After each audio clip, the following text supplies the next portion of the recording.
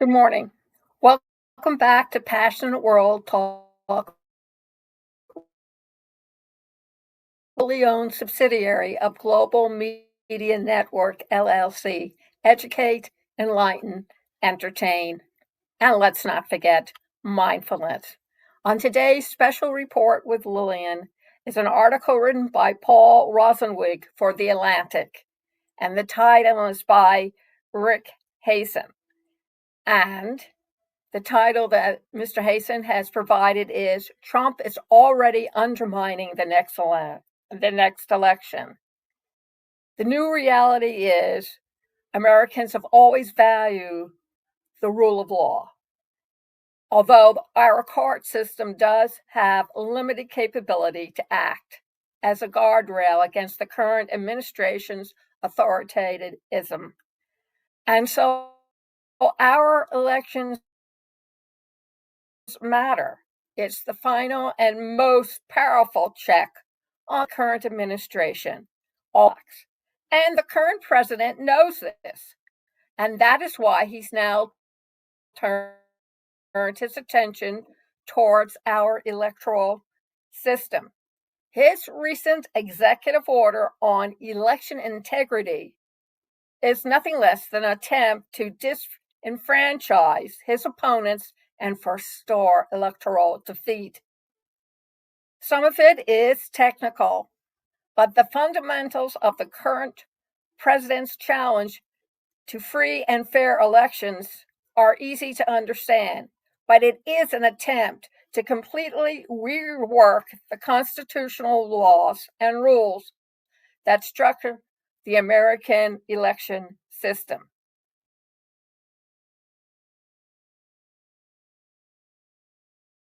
And for that, one needs to be careful of what they wish for with his current president. The White House has issued a document preserving and protecting the integrity of American elections. And the document goes on to say, by the authority vested in me as president by the Constitution and the laws of the United States of America, it is hereby order. Section 1, Purpose and Policy. Despite pioneering self-government, the United States now fails to enforce basic and necessary election protections employed by modern developed nations as well as those still developing, India and Brazil, for example, are trying voter identification to a biometric database, while the United States largely relies on self-attestation for citizenship. In tabulating votes, Germany and Canada require use of paper ballots, counted in public by local officials, which substantially reduces the number of disputes as compared to the American patchwork of voting methods that can lead to basic chain of custody problems. Of course, you have to understand, this is my opinion, that's all in his mind. It has nothing to do with reality. We've been voting this way for a long time. And he's the first president to ever decide to change it himself, not for the good of the people, but for the good of his party. One party, the Republican Party. Everybody else is not valid and won't be recognized by them.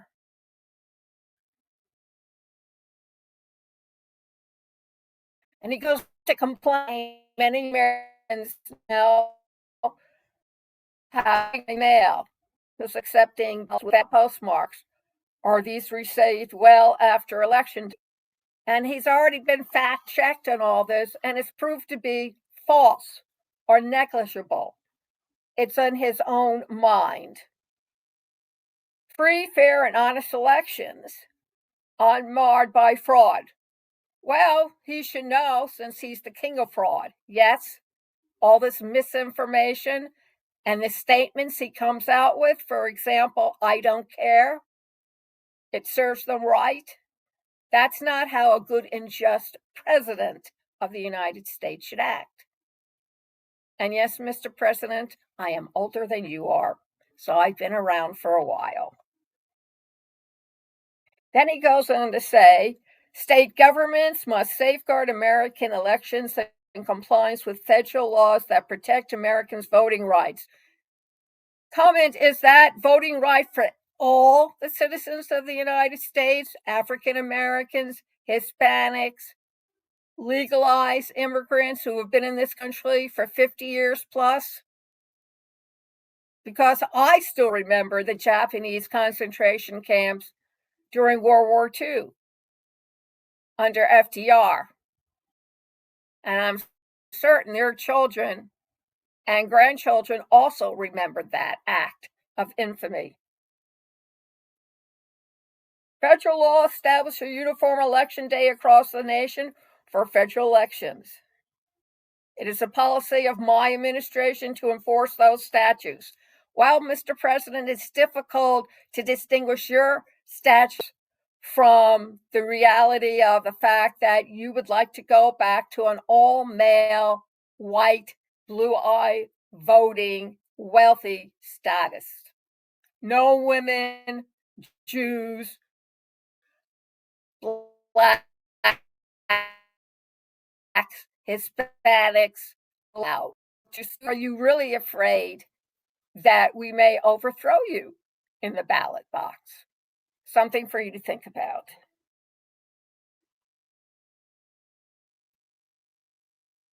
Go on to say, yet numerous states fail to comply with those laws. But the problem is, Mr. President, is that a lot of those people are your people, not just the other people. So are you taking down your own house while taking down others with you? Additionally, federal laws such as the National Voter Registration Act and the Help America Vote require states to maintain an accurate and current statewide list of every legally registered voter in the state. Again, which voters? If they're Democrats, they're no good. If they're conservatives, they're dangerous. If they're liberals, who run them out of the country. This is from a gentleman who tells people, I would love to get American citizens put into the El Salvador jails.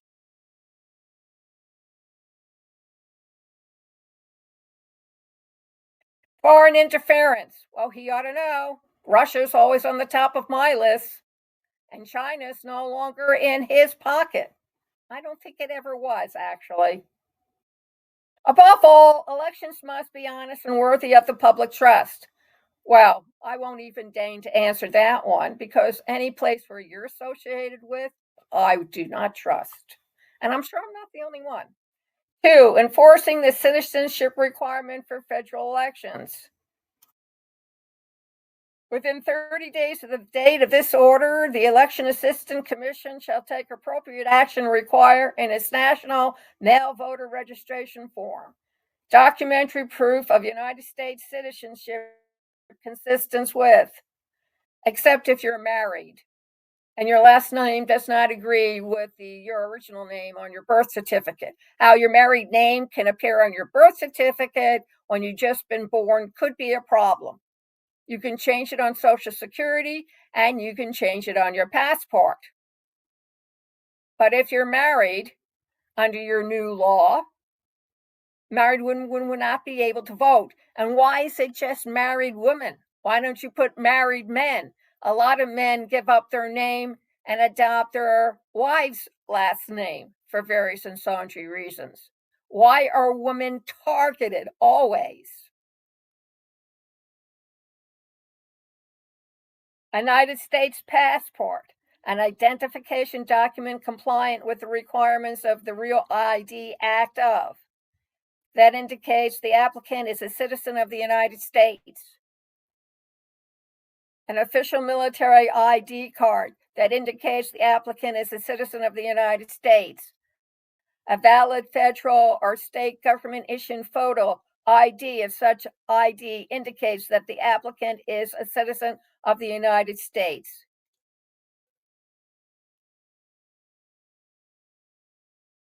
The Secretary of State shall take all lawful and appropriate action to make available information from relevant databases to state and local election officials engage in verifying the citizenship of individuals registering to vote or who are already registered.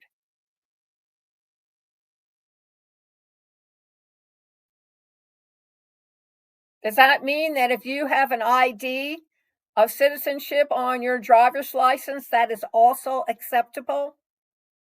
It's government issued.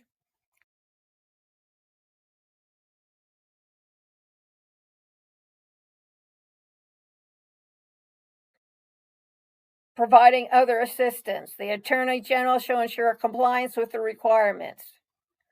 The Attorney General should take appropriate action with respect to states that fail to comply with the list maintenance requirements of the National Voter Registration Act and the Help America vote.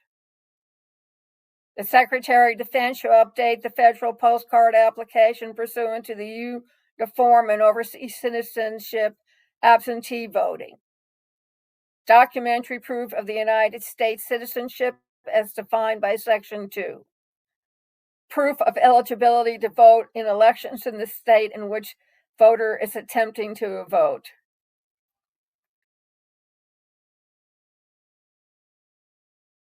And so it goes on.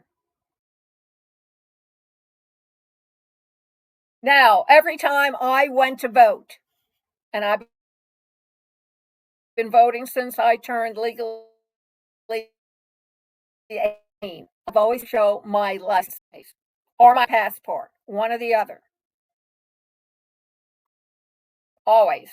And I've lived in New York, New Jersey, Texas, Michigan, Ohio, Pennsylvania. I always had to show a license or a passport to prove that I was a citizen of the United States. So why is this rankling me? That's another story. We'll get into it at another time. Thank you very much for joining me this morning. I hope you all have a good day. Yes, I lived 16 years in Houston and picked up some of their language as well. Special Reports is brought to you by two different companies. One, Conscious Research Solutions, what we call research assistants. Check us out at passionatedworldtalkradio.com/research made simple blog. And it will give you all kinds of tips of how to do really good research. Plus, we offer a free 15-minute consultation to explain to you how the process works and what you get in return for the monies. And you also get a contract to sign and a form to fill out. And then the next one is sponsored by Ruby.ai.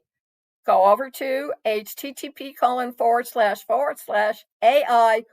with Lillian.com, and I'll take you over to Ruby.ai immediately. It gives you testimonials. It'll give you a demonstration of the software. Yes, it's all in there. You can get anything you want at Ruby.ai and then sign up for a monthly subscription. You'll be delighted. Everybody's doing it. And in case you're interested, there's no such thing as a free lunch. You always have to pay in the beginning, in the middle, or that balloon payment. So save yourself the time and upsetness. Now, if you want to see this special report all over again, go over to passionworldtalkradio.com, scroll down until you come to State of Current Affairs, click on that. There's a Google link, click on that, and that will take you into the belly of the YouTube beast where you can see this special report and all our other podcasts. And while you're there, please make a donation to Passionate World Talk Radio Network. Passionate World Talk Radio Network. And there is a donation page. So when you go over to passionateworldtalkradio.com/donation, please, you want to keep one of the only woman-owned and operated internet talk radio station in the world that provides you with all the stories, news, and material you need to hear, if not once, but many times, to make sure you keep your freedom intact. Thank you all very much for joining us, and have a great weekend.